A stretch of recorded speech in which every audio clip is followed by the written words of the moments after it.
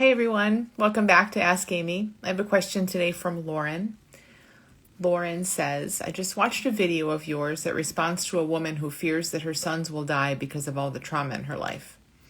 This was an Ask Amy, by the way, from, I don't know, maybe 2-3 months ago. She says, and I understand what you say about her worry being a creation of imagination because it's not happening now. So this woman had been through a lot of trauma, maybe not even herself, I don't think it matters, but she had known people who had lost children and all kinds of things that were very kind of strong in her mind. And so her mind kept using those to tell her about all these things that could happen to her children. That's kind of the gist of it.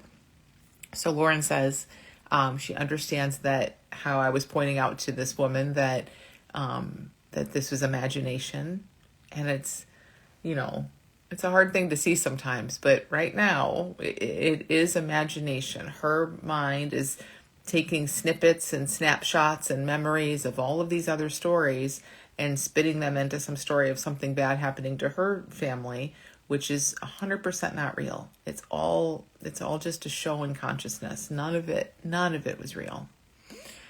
So Lorin says, what I'm going to ask is probably more the same, but when I watched the video, my brain thought that woman thinks she's worrying about them dying, but the core fear is that she won't be able to handle life if it does happen, which is imagination, but her aunt, so this woman had an aunt who lost a child or something, really did have to deal with that reality.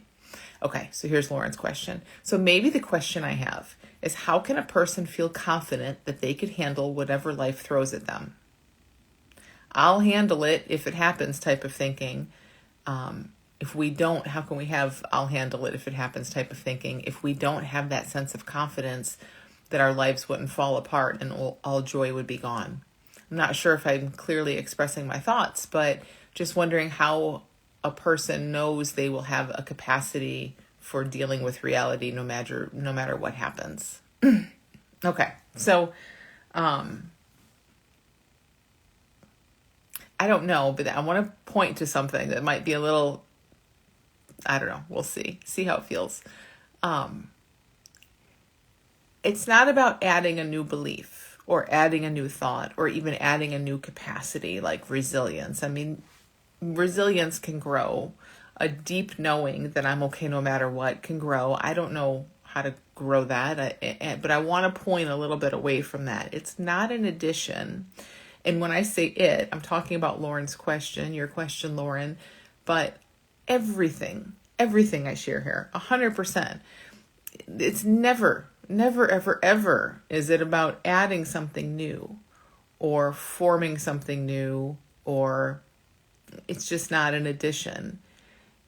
It's seeing what's in the way because everything is already fine as it is.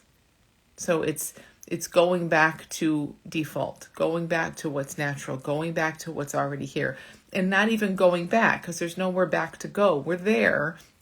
There's just something in the way, a thought that makes it feel like we're not there. So in this case, Lorin, it's not, I don't know how to convince anyone or how any of us can feel like no matter what happens, I'll be okay. I don't even know that that's possible. Like, I think most people with children are not sitting around thinking if something happened, I'd be fine. I don't think that's human. I don't think that's normal, but I also don't think it's necessary. It's not about adding some belief in resilience or starting to feel into that or anything. It's more about seeing what's in the way of that. The only thing, this is super simple, so really let this be as simple as can be. The only thing going on in this case is a thought that says, I wouldn't be able to handle it. That has nothing to do with reality, because again, none of this does. There's nothing to handle right this instant. The whole problem that we're talking about here is a problem in imagination. So it has nothing to do with reality. It has nothing to do with resilience. It has nothing to do with any of that. It's a simple little thought showing up, being believed, a belief coming through saying, I wouldn't be okay. It's the mind in this very moment right now. Only time that exists right here, right now. It's the mind saying, if all these things happened, I don't know what I would do. And it's also the mind saying, and that's a problem. I need to feel confident that I'll be okay. And so it's this whole conversation right now, just a conversation in thought. And we don't even know what thought is. Like, where is this conversation happening? It's not in reality. Again, it's just a movement in consciousness showing up, happening this way. That's talking about, I don't think I'd be okay, and I think I need to think that I'd be okay, and in that whole thing. That's what you're experiencing, Lorin, when you ask this question. I hope you guys can kind of hear what I'm pointing to and how simple and really, really important and profound this is, because there's not an actual problem here to solve, and there's nothing here even that needs to be added or needs to be improved upon. It's a simple seeing that there's just a doubt thought that comes in, and that's all it is. And the thing is, like, I don't know that anyone's walking around saying, oh, whatever happens, I'll be fine. I'm sure people feel that way, and maybe they are, and that's fine.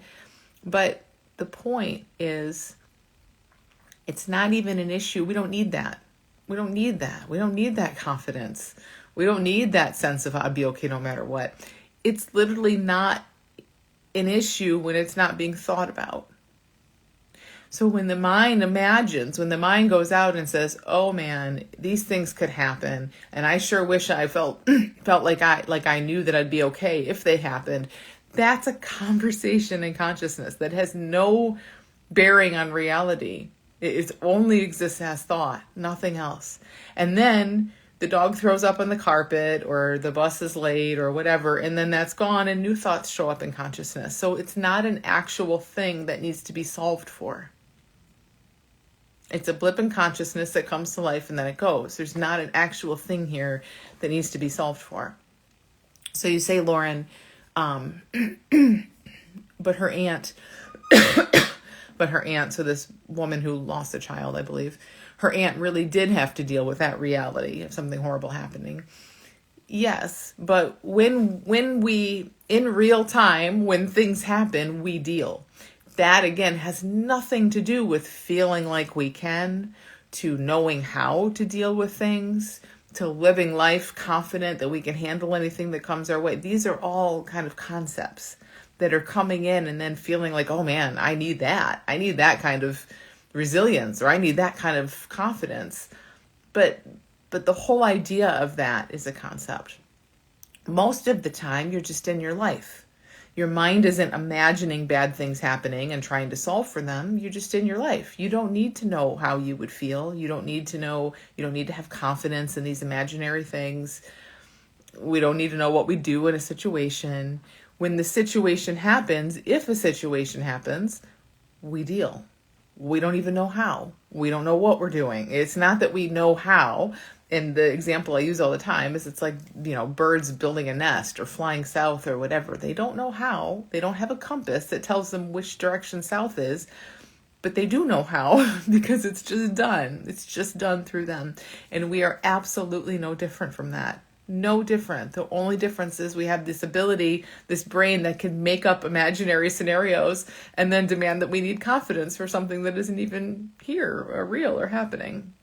So I know this can be a bit weird to kind of get your head around. The head can't really get around it, but see if you can get a sense for where I'm pointing here of how the whole problem and the solution that's needed and all of that is thought.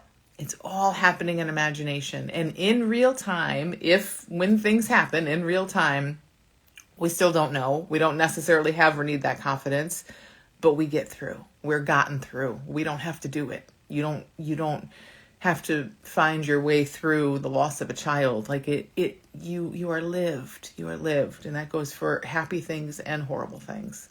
We're just lived, and we just don't know how. And the mind wants to talk forever about how it will do it, as if it's doing it, but it really isn't. So see what you hear in that. I know it's a little weird, but I hope something in there is helpful. Thanks for sending your question, Lorin. You guys can send questions to AskAmy at thelittleschoolofbigchange.com. And I will see you back here next week. Bye, everyone.